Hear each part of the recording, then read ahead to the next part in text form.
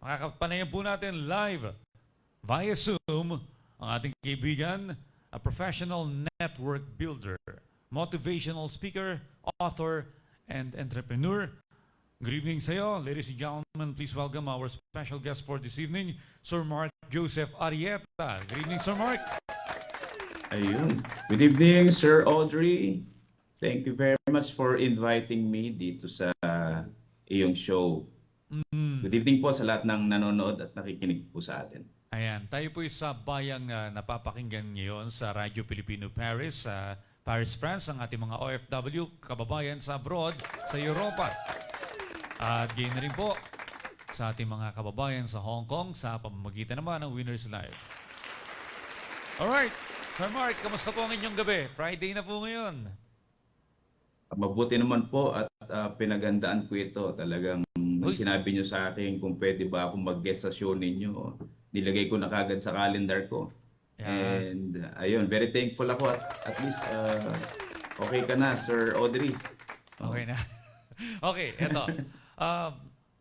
Eto na nga po, no, dahil sa emergence ng technology, especially social media, wherein nakikita po natin yung pamumuhay ng kapwa natin, mga kamag-anak, kaibigan, even ng kaaway, nasa social media. And minsan, may mga tao na hindi maiwasan na iinggit. Kasi parang stagnant ang kanilang buhay, samantalang yung kanilang kakilala, na feeling nila mas magaling pa sila doon. Eh ngayon eh, maganda na yung buhay, nakaka-travel abroad, mas mayaman na.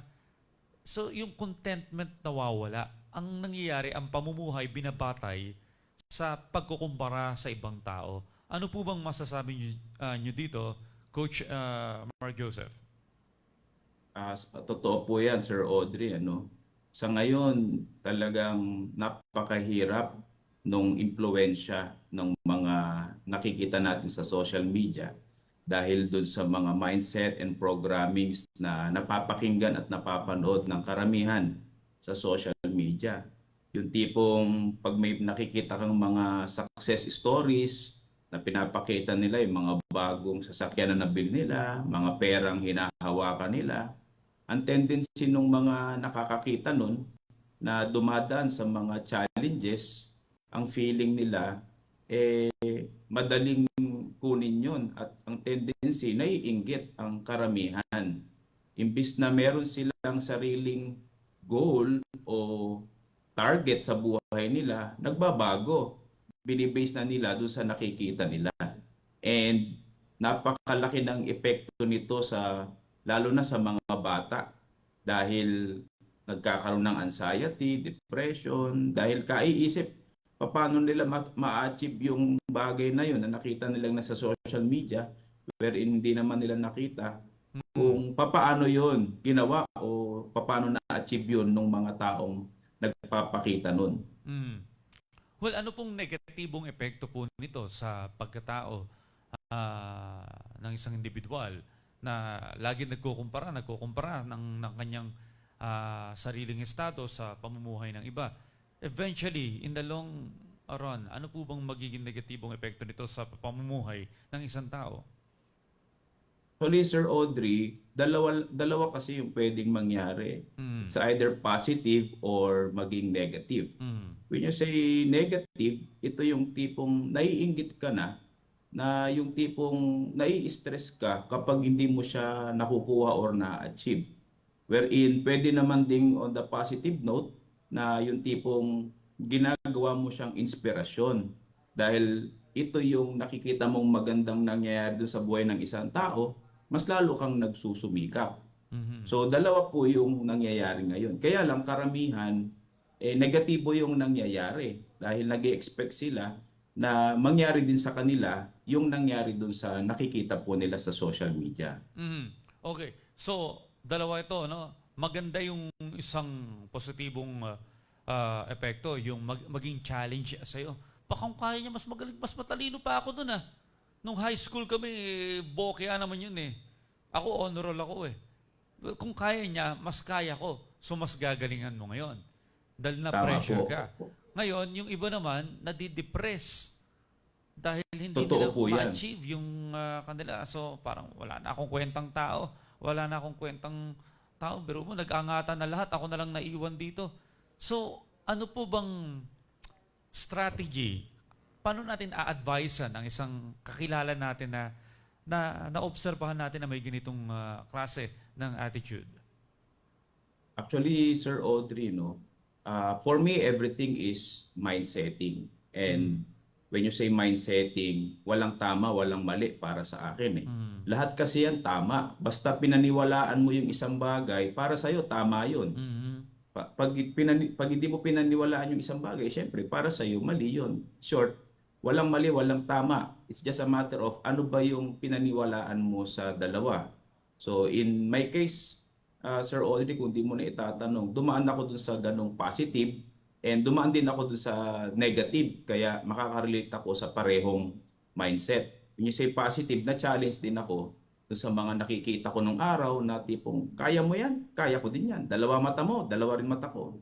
Dalawa yung kamay ko, dalawa kamay mo, dalawa rin ang kamay ko. So, kaya ko din yung kaya mo. Pero dumating din ako sa point na yung tipong, hindi ko naman na kailangan, pero gusto ko pa siyang ma-achieve. Kasi yun ang nakikita kong maganda sa social media. Halimbawa, hindi ko naman talaga kailangan bumili ng Louis Vuitton na bag.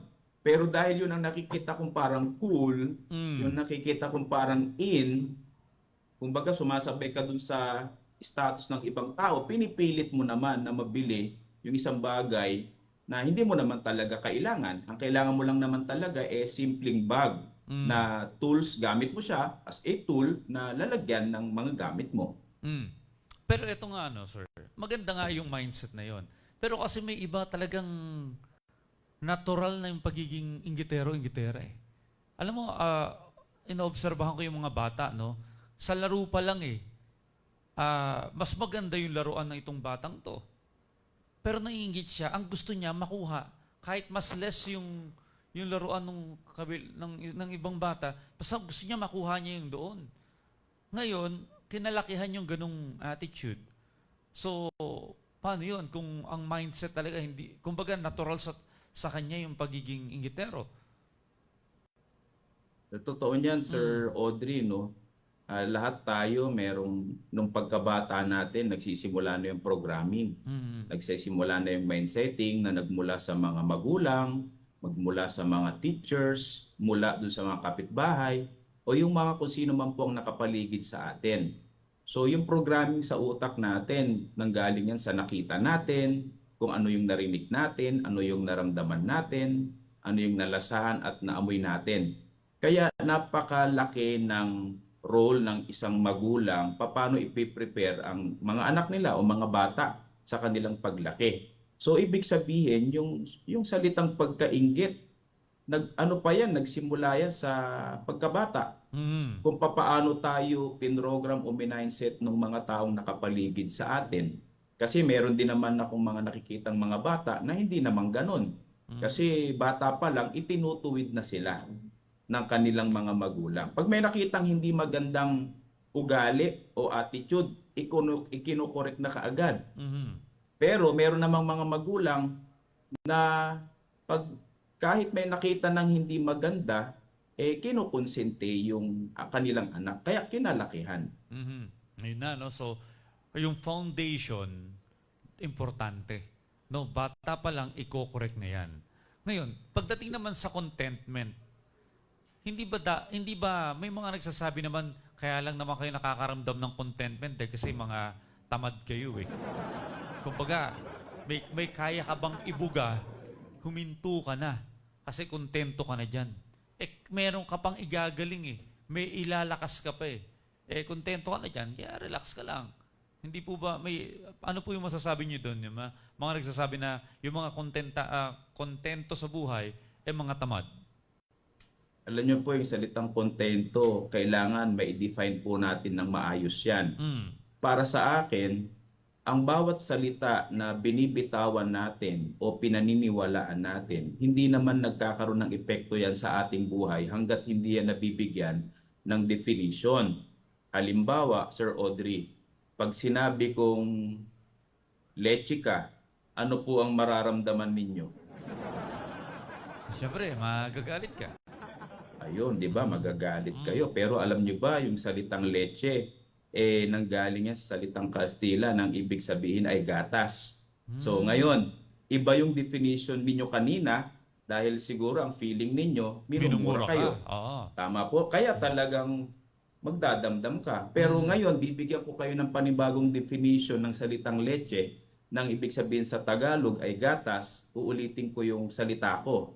Mm. Sir Audrey, leche ka. Pero ang nasa isip nyo na ay gatas, Mm. pareho pa rin ba ng pakiramdam? Hindi na. Ang pakiramdam ko ngayon, confusion. Kasi, una-una, maitim ako. Hindi naman ako kutis gatas. Bakit kaya gatas? Tama Ano po. ibig sabihin doon? Ayun. Kaya anong point ko doon? So yung salitang contentment, ang tanong ulit sa mga taong nakikinig sa atin at Mm. nanonood sa atin, ano ba yung definition ninyo sa salitang contentment? Di ba? So Mhm. kung ano yung definition nyo dyan, syempre yun ang paniniwalaan ninyo. Mhm. Pero ibibase ko ito sa definition na ni-research natin. Ano ba ang ibig sabihin ng contentment? Ang ibig sabihin ng contentment, ito yung kung nasa ang estado ka man ng buhay ngayon, nasa challenges ka man or wala, kontento ka dun sa meron ka ngayon. Mm. Pero hindi ibig sabihin na tumitigil ka na magkaroon pa ng mga achievements sa buhay o may marating ka pa na more than what you have right now. Mhm. Okay. So, Mhm. Sa iyong mga lumalapit sa iyo para mag-seek ng advice, ano yung pinaka-challenging na problema pagdating sa contentment, yung kawalan ng kakontentuhan? ganito po, Mm. depende po sa laki ng pangarap kasi yun eh. Mm. Halimbawa, kung ang pangarap mo ay napakalaki, pangarap mo magkaroon ka ng bahay na nasa 10 milyon ang halaga. Ngayon, ang tanong, kung meron ka ngayong bahay na ang halaga lang nito ay 2 milyon, Mm. kontento ka na ba doon? Kontento ka kung ano yung meron ka ngayon. Pero, ina-achieve mo pa rin na magkaroon ka ng more than what you have right now. And kung dumarang ka man sa mga challenges ngayon, you take it positively para Mm. hindi ka ma-stress. Halimbawa, wala ka pa nun, alright? At Mm. dumadaan ka dun sa proseso na kinukuha mo pa lang siya. Ano ba yung tingin mo dun sa mga challenges na pinagdadaanan mo ngayon? Mm. Dahil nape-pressure ka, nai-stress ka. Or nape-pressure ka, pero nagpapasalamat ka dahil mas tumatalino ka. Mm. Dahil pinipilit mong matuto ng ibang mga skills pa na kailangan mo para ma-increase mo yung income mo. So, yun po yung sinasabi ko sa kanila. Kung may goal kang malaki, okay lang yun. Kung ano yung pinagdadaan mo ngayon, ipagpasalamat mo pa rin. Mm. Always remember, laging dalawa yan, positive and negative, pero depende na sa'yo kung paano mo siya Mm. titignan. Halimbawa, nung pandemic, Sir Audrey, kung maikwento ko lang po, no? Go ahead, Very sir. short Mm. lang. Mm. Maraming nalugi, maraming na-stress sa negosyo, nagbenta, di ba? And including me, talagang hindi mo alam saan ka pupunta para kumuha ng pagkakakitaan. And yung mga bagay na yun, wala akong control doon eh. Hindi ko naman kayang pigilan yung COVID-19 sa pagpapalaganap eh. What I can only do is yung kaya kong kontrolin, which is myself. 'Di ba? Yung Mm. skills ko, kailangan ko magdagdag ng skills. Kailangan ko magdagdag ng additional knowledge. So during that time, dahil wala akong magawa, kaysa i-stressing ko yung sarili ko, nag-aral po ako kung papaano gumawa ng libro. And then doon ko natutunan na, okay, hindi ko pala kailangan makapagtapos ng college para magkaroon ng libro. Hindi ko rin pala kailangan na maging matalino Mm. at kailangan matutunan magsulat para magkaroon ng libro. Doon ko natutunan na pwede pala ako mag-hire ng isang writer na siya yung magsusulat para sa akin. Mm. So, in short, for me, naging maganda pa rin yung epekto kasi tinitignan ko yung ganda dun sa prosesong pinagdadaanan ko na challenges sa buhay ko. And nagkaroon ako ng panibagong skills. Mm. Okay. So, parehas tayo, coach, ano? Halimbawa this year, ah, meron akong tatlong goal na ma-achieve. No? Isa sa business, isa sa arts, at isa sa current profession ko. Kumbaga, every year gusto ko meron na nadadagdag na skills sa akin para hindi sayang yung panahon. Kasi at sayang ang panahon eh. At ito yung nakikita kong problema sa mga kabataan ngayon na nauubos yung oras sa entertainment, panonood ng Netflix, panonood ng mga Korean novela, paglalaro ng mga video games, na instead na magdagdag ka ng skills, para ano naman yung mangyari, may fallback ka, may another talent kang madidevelop, may pagkakakitaan ka na naman, yung meron bang mga katuturan sa paggamit ng kanilang oras. Tama ba, Coach? Tama po. Actually, yung oras natin, napaka-importante yan. Yan yung isang bagay na hindi na natin kayang ibalik once na nagamit na natin. So, kaya nga ang tanong ko dyan, Sir Audrey, lagi pag may ginagawa ka ba, paano mo ginagamit yung oras mo? Ginagastos mo ba siya o ini-invest mo siya? So, ano ibig sabihin ng ginagastos or ini-invest? Parang pera. Yung pera, pwede mo siyang gastusin or i-spend sa isang bagay. Pag sinabi nating spend, wala nang balik yan. Bumili ka ng gadget, halimbawa TV. Pag bili mo yan, susunod yan, magde-depreciate na yan, pero walang balik sa iyo yan. Or yung pera mo, gagamitin mo siya i-invest sa isang negosyo o kaya sa isang panibagong skills na you are expecting something in return. Ngayon, yung oras mo naman, are you investing it or are you spending it?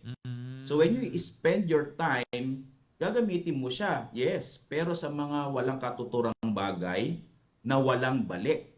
Pero you can also invest your time sa isang bagay na alam mo in the future, meron itong balik sa'yo.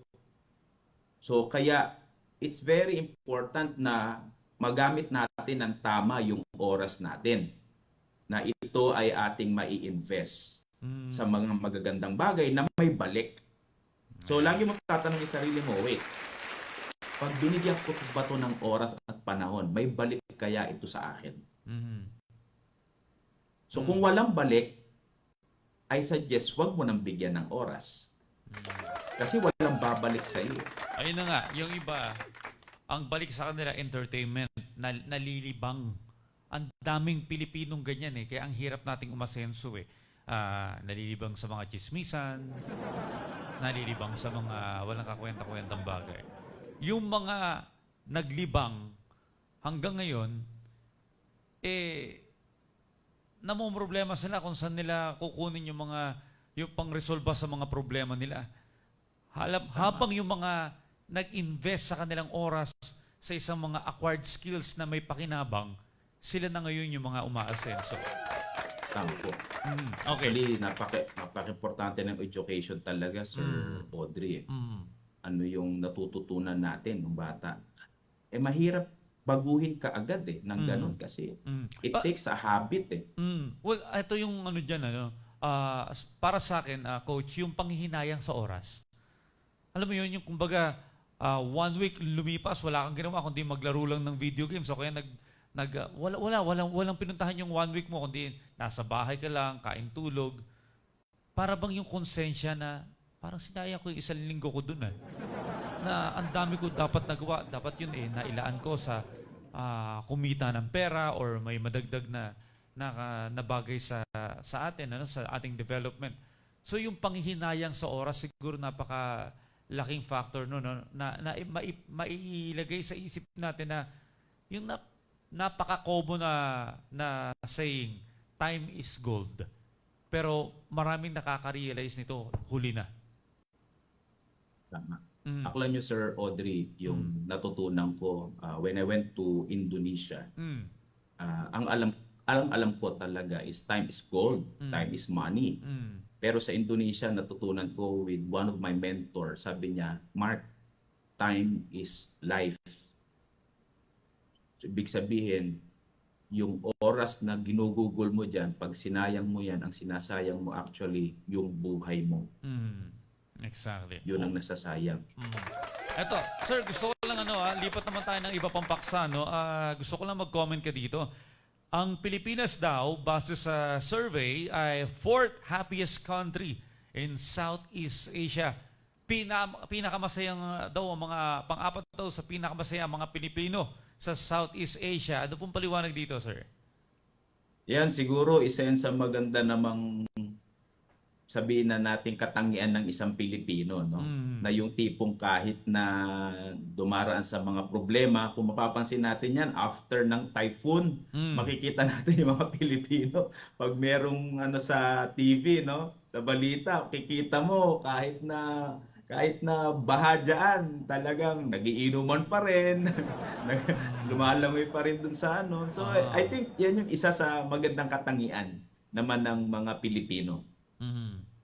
So, yung pagiging masiyahin, kaya highly emotional tayo eh. Diyan na rin tayo inaabuso ng mga politiko eh. Kasi ang babaw lang ng kaligayahan natin, isang supot lang ng ayuda, naiboboto na natin sila eh. So, although may positive at negative na epekto po ito bilang nation, bilang mga Pilipino, ang nakakatuwa dito, yung mga nakakausap kong foreigner, coach, yun ang pinupuntahan nila sa Pilipinas. Number one, hindi lang yung magandang mga beaches natin, magagandang tourism spots, kundi yung pakikitungo, pagiging masayahin ng mga Pilipino. Tama po. Actually, talagang totoo yan. Ang mga Pilipino, napaka-hospitable yan eh. Kung pupunta ka sa mga probinsya, talagang paghahanda ka nila kahit kuminsan, kahit na sila, sardinas na lang ang ulam nila, okay lang. Importante yung bisita nila na paghanda nila ng manok. Dito manok eh. So, mga magagandang katangian. Napaka-accommodating daw ng mga Pilipino. Ngayon, eto, bilang panghuli, may nangyayaring kaguluhan sa bansa natin pagdating sa politika na nakakaapekto sa ating mga Pilipino. Pagdating sa trabaho, ekonomiya. Anong ma-advise mo sa pangkalahatan na, alam mo yung pag nagbukas tayo ng balita, puro na lang negatibo or toxic. Paano natin mapapanatili yung positibong pamumuhay, Coach? Kung ganito yung nakikita natin sa mga balita? Alam niyo po, ako po kapag nagkakaroon ako ng mga coaching session and trainings, lagi kong sinasabi, ano ba pinagkaiba ng mga merong rich mindset at saka ng poor mindset na tao? It doesn't matter kung Pilipino man or hindi Pilipino. Ang alam niyo po, ang common denominator ng mga negosyante, yung merong mga rich mindset, kahit may problema, ang tinitignan nila lagi yung opportunity dun sa problema na yon. Paano nila pagkakakitaan. Yun lagi. Totoo ko, very common yun.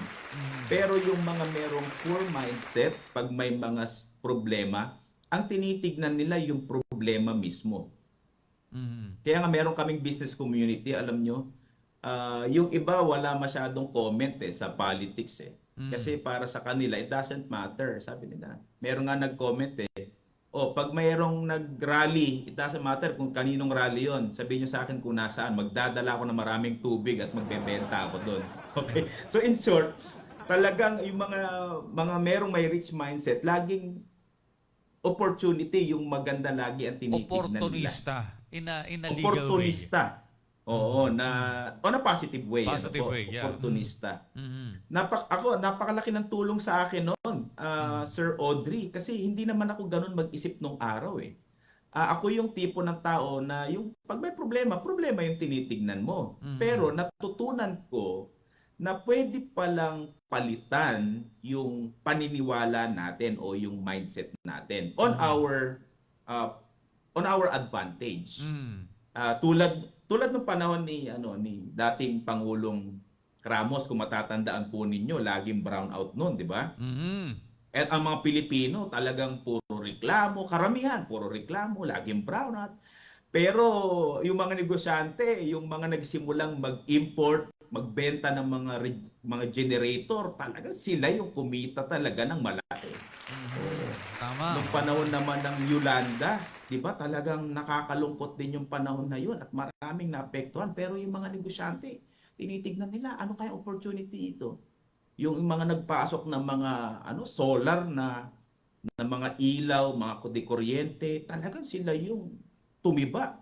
And during Mm. pandemic, same thing. Sabi ko, alam niyo po, nung natutunan ko ng i-shift yung mind ko na tignan ko lagi yung maganda or yung opportunity dun sa mga challenges, during pandemic, talagang shift ko yung mata ko. Sabi Mm. ko, challenges ito. Alam ko may opportunity dito. Kailangan ko lang makita nasan yung opportunity. Wala akong negosyong medical supplies, pero nagkaroon ako ng medical supplies business at that time. And until right now, buhay pa rin. Dahil sa opportunity na yun. Mm. So, ganun palitan natin yung isip natin na may dumating na problema, mapa-personal man yan o professional, o sa iyong negosyo, o sa iyong pamumuhay, sa iyong trabaho, sa iyong pamilya, na imbis na puro problema yung isipin mo, hanapin mo yung solusyon at hanapin mo yung matitake advantage mo yung sa problemang ito, nakikita ka. Tama po? Tama. Mhm. Tama po, opo. Total, Mm. hindi naman ikaw yung gumawa ng problema na yun eh. Mhm. 'Di ba? Nakita mo na lang, nandiyan na yung problema. Mm. So, bilang tao na mayroong rich mindset at negosyante, tignan mo na lang ano yung pwede mong makitang opportunity doon. At the same time, you are giving a solution. Mm. Kasi tandaan natin, sabi ko nga, tinuturo ko, kailangan maging problem solver ka para kumita ka ng pera. Kasi ang pera laging nandyan yan sa problema. Mhm. Kapag may problema, may opportunity. Pero Mhm. kailangan mo lang aralin. Paano mo ba susolusyonan yung problema? Ikaw ang Mm. magbibigay doon. And kapag ikaw nagbibigay ng solusyon, doon ka kikita ng pera. So in short, nagte-take advantage ka doon sa opportunity na nagbibigay ka ng solusyon. So it's a win-win situation. Okay. May napansin ako, coach, may mga kaibigan ako na madalas nanghihiram ng pera, paulit-ulit lang yung problema nila, paulit-ulit. Walang solusyon. At may nagsabi sa akin na psychologist, kasi kinalakihan daw yun. Halimbawa, nung tayo nag-aaral pa lang ng elementarya, nung kinder, nung high school, binigyan tayo ng problem solving. Ang ginawa, yung magulang yung nagre-resolba. Yung magulang yung gagawa ng project. Or nangungopia. Yung pala, training daw yun na mag-resolve ka ng problema. Ngayon, na ikaw ay adult na, binigyan ka ng problema, hindi mo na ngayon alam kung paano mo re-resolvahin. Ang nagiging kinakalabasan, nagiging scammer, nangungutang ng walang bayaran, nagiging pahirap sa kapwa niya, lalo na sa kanyang pamilya. Tama po ba yun? May pinanggalingan na ito mula pa nung bata? Tama po. Mm. Lahat naman nagsimula talaga sa pagkabata. Na kung ano yung nakikita natin, naririnig natin. Papasok kasi sa Mm. utak natin yun. Mm. Napoprogram sa atin. And actually, sa totoo lang, hindi ko rin masisi yung ibang mga magulang Mm. kung bakit sila ganon. Mm. Pero nung araw, naiinis ako sa mga ganon pag nakakakita ko. Pero na-realize ko na lang na, okay, sige, I need to understand na yung mga magulang nagturo nito sa mga anak nila, baka yun din ang natutunan nila sa kanilang mga magulang. Okay. Kumbaga, minana lang din nila yun. Mm. So, I cannot blame them kung yun lang din yung kaya nilang Mm. ituro at ipakita sa kanilang mga anak. Okay. Well, sir, So, coach, ito po, last question bago kita pakawalan.